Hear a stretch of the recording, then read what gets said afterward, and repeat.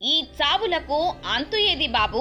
చదువుకొచ్చి చావాల్సిందేనా నీ ప్రభుత్వంలో? విద్యార్థులకు వైద్యం అందకపోవడమేంటి? వైద్యం అందక చనిపోవడమేంటి? ఇంకెన్ని మరణాలతో సర్కారుకు నిద్రమత్తు వదులుతుంది? అమాయక గిరిజనుల మరణాలు ఆగడం లేదు. గిరిజన విద్యార్థుల ప్రాణాలు పోతున్నా వాటిని నిలువరించే ప్రయత్నమే చేయడం లేదు. గిరిజనులంటే తనకిష్టం, వాళ్ల జీవితాలు బాగు చేస్తానని పవన్ కళ్యాణ్ డైలాగులు కొడుతుంటారు. వాళ్లకు చెప్పులు పంచడం కాదు, తోటలోని మామిడి పండ్లు ఇవ్వడం కాదు, సరైన వైద్యం కల్పించి ప్రాణాలు నిలిపితే చాలు. అల్లూరి సీతారామరాజు జిల్లా పెదబైలు మండలంలో కొర్రా పూజిత అనారోగ్యంతో చనిపోయింది. ఆమె వయసు కేవలం 14 ఏళ్లే. 9వ తరగతికే చనిపోవాల్సిన వయసు అది. పూజిత చనిపోయింది ఇంటి దగ్గరే కావచ్చు, కానీ హాస్టల్ నుంచి ఇంటికి వచ్చిన 4 రోజులకే చనిపోతే దానికి కారణం ఎవరై ఉంటారు? ఇంటికి వచ్చి రావడంతోనే గొంతు నొప్పి, దగ్గుతో బాధపడింది. అప్పటికే ఆసుపత్రికి తరలించేసరికి పరిస్థితి చేయి దాటిపోయింది. వైద్యం అందిస్తుండగానే ప్రాణాలు విడిచింది. కూటమి ప్రభుత్వ హయాంలో